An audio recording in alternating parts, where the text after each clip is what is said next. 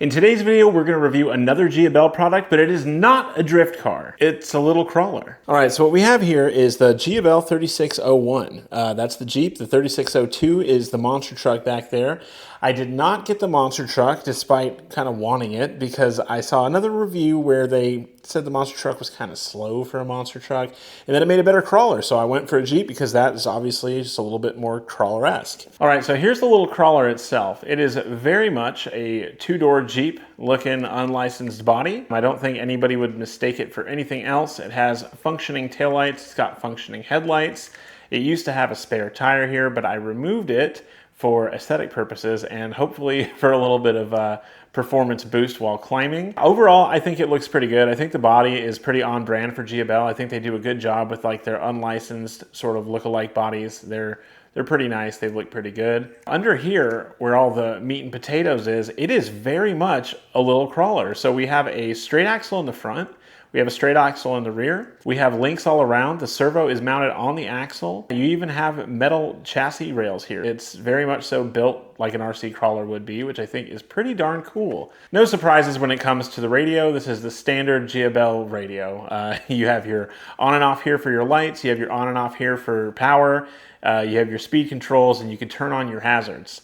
Speaking of hazards, this does not have turn signals on it. So when you hit the hazards, just the taillights and headlights blink. The only real difference on this radio from any other Jiabaile ones I have is this red ring around the steering wheel instead of a yellow one. Now, if you look back here, you can see you have a USB-C port. That's how you'll charge it. And right next to that USB-C port is the power switch. So you turn that on to turn it on. You can turn your radio on.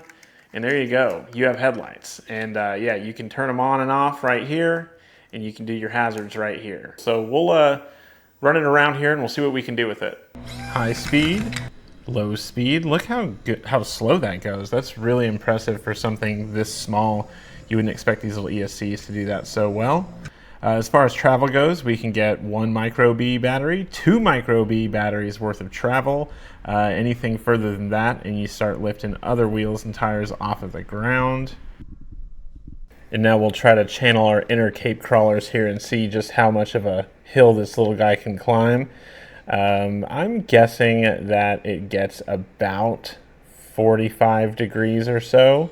Have to use the throttle to hang on, but eventually it lets go.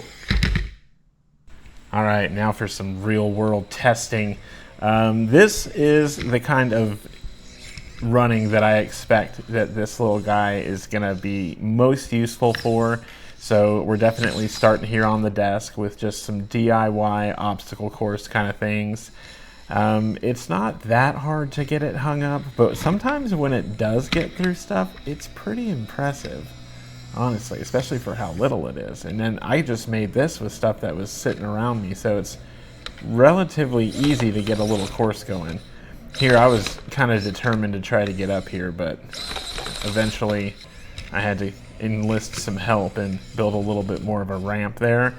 But yeah, definitely fun to try and just struggle through these little obstacles and objects. Lots of fun here for sure. Also, I'm sorry if you can hear the guy going ham with the leaf blower. I don't know, he's been doing it all day long, so we just had to make the video anyway.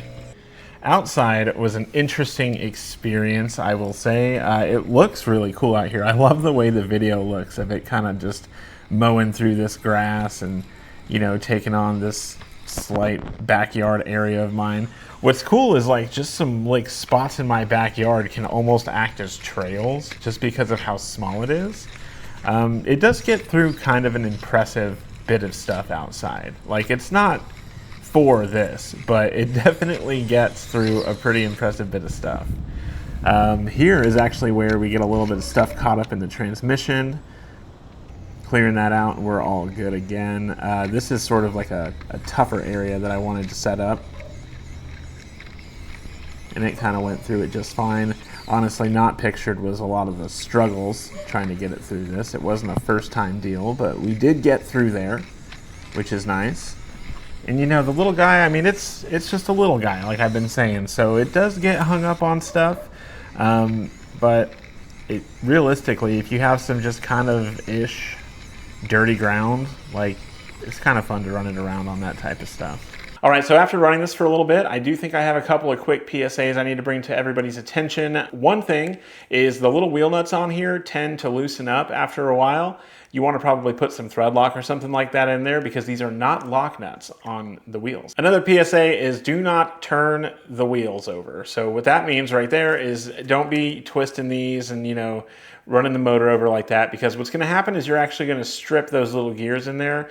Obviously they're super tiny on this little 1/36 scale, so they really can't take that much stress. And by turning these wheels, you will slowly but surely skip through them and wear them down and eventually have some stripped gears. And also be kind of careful with it. You know, it's just a little guy, so if you get it bound up real bad, you might need to bail it out, because if you don't, you will have a little bit of gear stripping noise. I experienced it myself. I got a whole bunch of grass caught up back here and thought I could just throttle out, and it wasn't a great sound. For the final word here, obviously, this is not going to be for everybody. And the same is true for a lot of these ultra micro RC cars. Some of you guys are going to be super into this and think it's really cool, and some of you guys are going to have no interest in it at all, and that's totally fine. This is something that you get in addition to your other RC cars. This is like a cool item for somebody that's already in the RC game, somebody that already likes crawlers, because what it does give you is like an indoor desktop kind of living room crawling experience, and it performs very well for that, you know, like for the type of obstacles that it can handle and the type of areas that would be best to run it in. I think it performs really well, and it's a lot of fun for that, but it's not meant for outside. This is not going to tear up your local trail. This is not a competitor to the SCX24 or the TRX4M. It is nothing like that, so don't expect any of that. But for what it is, it's pretty cool. Now, there are a couple of things that I do wish were better about it. So one, I do wish that the transmission gears didn't give me so much anxiety about their potential to strip. That little clicking noise is not my favorite thing to hear, and when I get it in a pickle, it sometimes happens, and that's not really something that I love.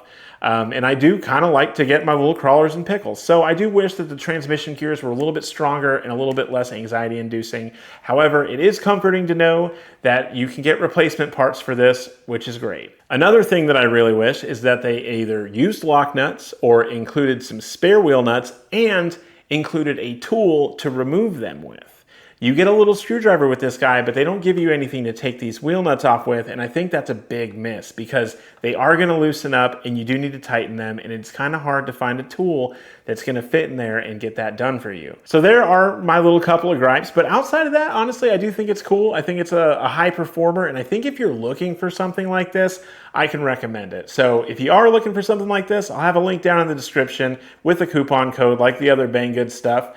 And yeah, check it out if you want. Anyway, you guys, if you like this video, give me a like. And if you like this video a whole lot, then you can give me a hype. Apparently this is a new thing here on YouTube. You can hype my video and it has something to do with my reach. You can do that for me if you really like the video. And if you haven't already, you should subscribe because I'm making RC videos like this every week. Not always tiny stuff, but it's always a good time around here. And yeah, I'll catch you all in the next video. Peace.